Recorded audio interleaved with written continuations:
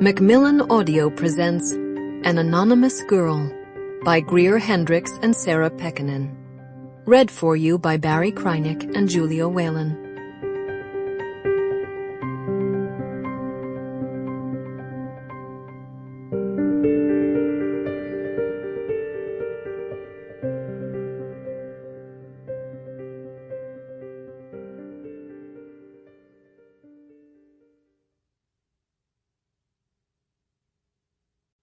Part 1.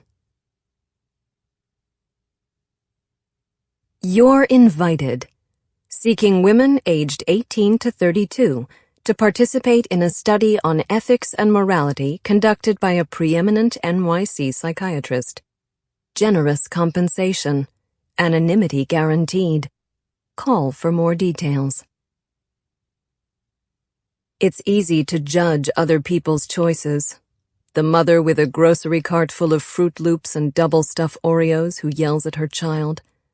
The driver of an expensive convertible who cuts off a slower vehicle. The woman in the quiet coffee shop who yaks on her cell phone. The husband who cheats on his wife. But what if you knew the mother had lost her job that day? What if the driver had promised his son he'd make it to his school play, but his boss had insisted he attend a last-minute meeting? What if the woman in the coffee shop had just received a phone call from the love of her life, a man who'd broken her heart? And what if the cheater's wife habitually turned her back on his touch? Perhaps you would also make a snap judgment about a woman who decides to reveal her innermost secrets to a stranger for money. But suspend your assumptions, at least for now. We all have reasons for our actions, even if we hide the reason from those who think they know us best. Even if the reasons are so deeply buried, we can't recognize them ourselves. Chapter 1. Friday, November 16th. A lot of women want the world to see them a certain way.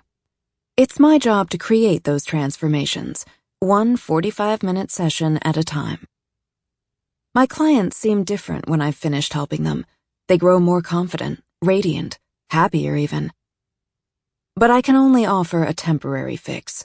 People invariably revert to their former selves.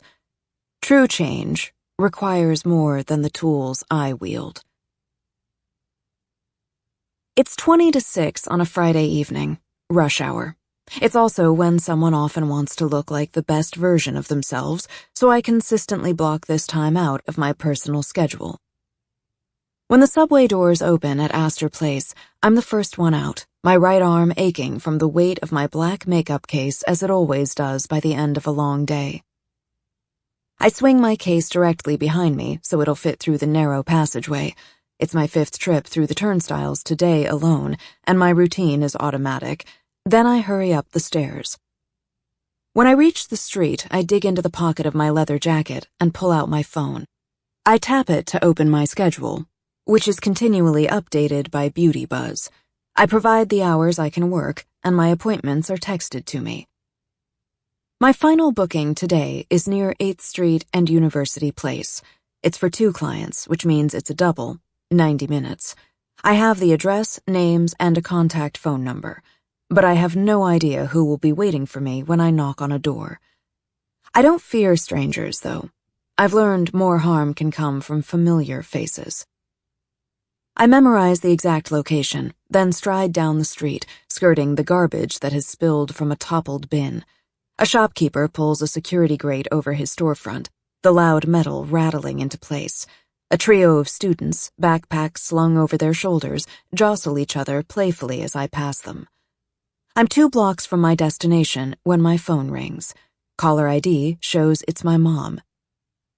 I let it ring once as I stare at the little circular photo of my smiling mother. I'll see her in 5 days when I go home for Thanksgiving, I tell myself.